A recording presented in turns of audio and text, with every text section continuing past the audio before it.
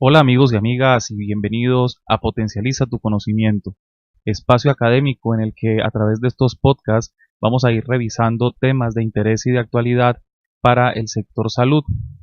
En esta oportunidad vamos a hablar acerca de la Ley 1831, emitida el 2 de mayo de 2017. En esta norma se regula el uso del desfibrilador externo automático en el territorio nacional en Colombia y se dictan disposiciones acerca de otras situaciones como el entrenamiento, por ejemplo. Esta ley pues tiene como objeto establecer la obligatoriedad de la dotación y de la disponibilidad de los desfibriladores externos automáticos en sitios de afluencia masiva de público. Es muy importante que comprendamos la importancia de la presencia de estos equipos, ya que la incidencia de las enfermedades cardiovasculares es muy alta. Pues datos de la Organización Mundial de la Salud nos dicen que en 2012 murieron 17,5 millones de personas por este tipo de enfermedades en el mundo, y pues Colombia no es la excepción en cuanto a la incidencia de estas enfermedades. En esta ley, pues en primera medida se establecen las definiciones. Dentro de ellas está la definición del desfibrilador externo automático, y en la cual pues nos enmarca que es un equipo electrónico, el cual tiene como función dar descargas eléctricas, dar terapia eléctrica, para permitir que un paciente que está pasando por un ataque cardíaco, los cuales en su mayoría cursan con una arritmia cardíaca letal llamada fibrilación ventricular, pues estos equipos permiten que el corazón haga un reset y vuelva a reiniciar su función eléctrica. Dentro de esas definiciones también se incluyen los servicios de transporte asistencial.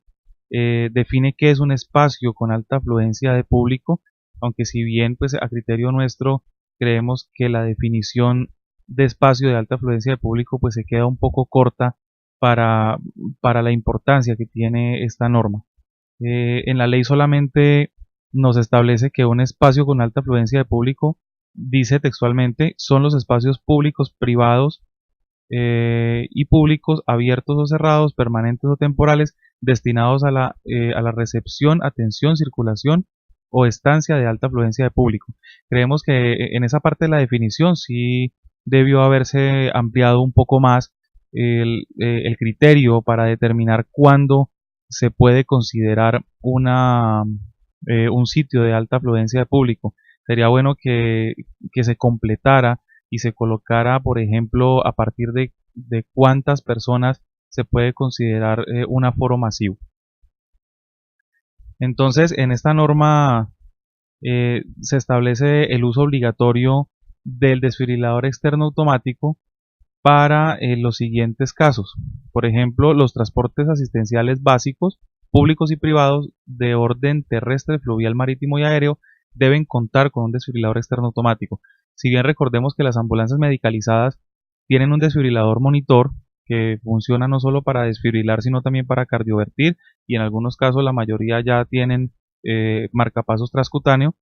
Entonces, esta norma para el transporte básico sí hace la salvedad de la obligatoriedad de este desfibrilador. Tenemos también en los terminales de transporte terrestre, marítimo, fluvial y aéreo de tipo nacional o internacional deben estar presentes los sitios en donde esté disponible el desfibrilador externo automático. De igual forma, las brigadas de emergencia de estas instituciones pues deben tener una capacitación muy específica en el reconocimiento del paro y la utilización del desfibrilador externo automático. Esta norma también establece que en los escenarios deportivos, tanto públicos como privados, debe haber la disponibilidad del DEA, del desfibrilador externo automático. De igual forma, en estos escenarios deportivos también tiene que haber gente entrenada en el uso de estos equipos. Desafortunadamente en Colombia vemos una deficiencia en el proceso de capacitación del personal. En entidades públicas tales como gobernaciones, asambleas departamentales, consejos, ministerios y toda oficina gubernamental en donde se atiende público y en donde hay alto aforo de personas, debe haber la disponibilidad de un desfibrilador externo automático. En los establecimientos carcelarios y en los centros de detención de orden nacional, municipal o distrital también tiene que haber en la enfermería y en los pabellones la disponibilidad de un desfibrilador. En lo que es las oficinas de la presidencia, del Congreso y de todos los entes gubernamentales centrales, En escenarios culturales y recreacionales, tanto públicos como privados, desafortunadamente en nuestro país vemos una deficiencia en esta parte. No todos los escenarios deportivos, culturales y recreacionales de nuestro país cuentan con este equipo. En los centros de rehabilitación de salud mental o de reclusión temporal, en universidades públicas y privadas, en colegios públicos, privados o en concesión, y en los centros comerciales. En los bienes inmuebles de uso mixto, tales como centros empresariales o las unidades residenciales, también debe haber la disponibilidad de este desfibrilador. De pronto nos estaremos preguntando o pensando que de pronto la norma se extiende mucho, pidiendo la disponibilidad de este equipo en muchos escenarios que de pronto antes no se nombraban. Pero por ejemplo en las unidades residenciales, si uno de nuestros vecinos tiene un paro cardíaco y hay personal capacitado que pueda dar terapia eléctrica entre los primeros 4 minutos tras el colapso, tras el paro cardíaco, pues le va a dar la oportunidad de vida a esa persona.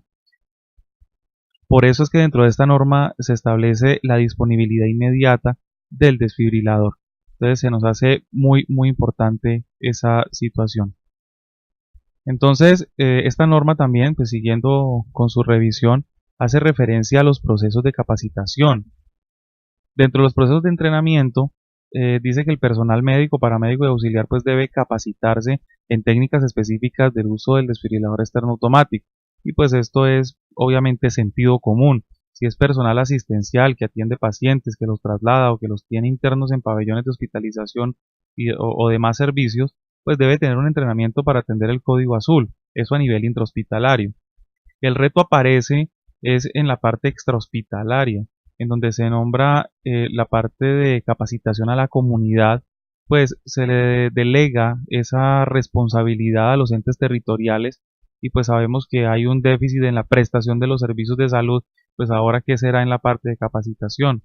Entonces pues tendremos que esperar a ver los entes territoriales qué acción toman en esa dirección para saber a qué entidades le van a delegar o con qué entidades van a contratar esa actividad de capacitar al personal, de capacitar a la comunidad y de capacitar a las organizaciones sociales en las cuales haya alto aforo de personal. En cuanto a la implementación de esta norma, dice que de acuerdo a los lineamientos que para el efecto emita el Ministerio de Salud y de Protección Social, las entidades territoriales de salud deberán reglamentar y vigilar en el territorio de su jurisdicción todo lo relativo a la estandarización del tipo del DEA requerido para la atención de emergencias hospitalarias. O sea que el ente territorial es el que debe definirle a cada una de las instituciones, empresas y entidades qué tipo de desfibrilador es el que debe tener. Además, dentro de ese artículo, que es el número 5, que es el de la implementación, dice que los entes territoriales deberán llevar un registro en cuanto a inspección, control y vigilancia de los desfibriladores externos automáticos y debe dar procesos de capacitación, certificación y supervisión para el uso del DEA. Tengamos en cuenta que este tipo de procesos de capacitación están catalogados por la norma como educación informal, son procesos inferiores a 160 horas, entonces habrá que mirar qué entidades tienen esa capacidad para enseñar este tipo de destrezas. Además, hay algo bien importante que todavía no ha salido a la luz y es el establecimiento de un procedimiento y protocolo para la disponibilidad necesaria a nivel geográfico, ¿sí? Por factores de emergencia y riesgo, de acuerdo a la necesidad de los desfibriladores. Entonces, pues acá los entes territoriales tienen un reto bastante grande y es establecer todos estos puntos que la norma les pide. Además, en la parte del artículo 5 de implementación, nombran también un procedimiento para simulacros en atención de emergencias que requieran el uso del DEA, o sea, establecer procesos establecidos para ejecutar ejercicios de simulación práctica de paros cardíacos en donde la gente tenga que utilizar el desfibrilador. Además, establece una coordinación de la ruta vial y de emergencia con las entidades hospitalarias públicas y privadas. Esto sigue siendo un reto, sobre todo porque la parte de movilidad en las ciudades, especialmente en las ciudades grandes, es bien complejo. Y en la parte de implementación de la norma también se nombra la armonización de las disposiciones normativas para la implementación de los DEA. Entonces muchas veces tenemos que tener en cuenta que en Colombia se sacan o se promulgan leyes, pero no se tienen en cuenta el contexto social, económico del momento. Si bien los desfibriladores externos automáticos son extremadamente necesarios, también hay que tener en cuenta que estos equipos son muy costosos y muchas entidades puede que no tengan la disponibilidad presupuestaria. Si a eso le sumamos que en nuestro país y en gran parte de Latinoamérica, desafortunadamente la prevención no es vista como una inversión, sino que es vista como un gasto, entonces pues eso también baja mucho la predisposición que tienen los entes administrativos para invertir en este tipo de equipos. Además, que es un equipo que puede costar perfectamente 8 o 9 millones de pesos colombianos y es un equipo que se va a quedar guardado muy posiblemente y que no se vaya a utilizar. Entonces, estos son argumentos que colocan muchas veces los entes administrativos de las empresas para sustentar la no compra del equipo. Entonces, esta norma en su artículo 8 da un plazo de 12 meses a partir de la promulgación de la norma, o sea, tendríamos un plazo hasta mayo del 2018 para que se reglamenten todos los aspectos que están en esta norma. Entonces, queríamos en este podcast compartirles acerca de la información que salió en esta ley. Les recordamos, es la ley 1831 del 2 de mayo de 2017, emanada por el Ministerio de Salud y de Protección Social de la República de Colombia.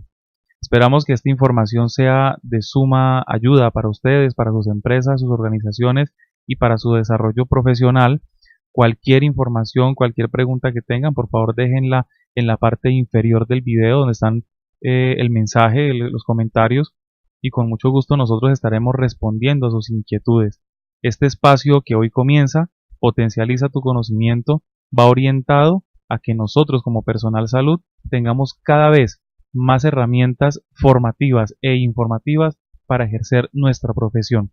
Que tengan un excelente día y recuerden que el proceso formativo nunca se detiene a pesar de haber obtenido un título. Hasta luego.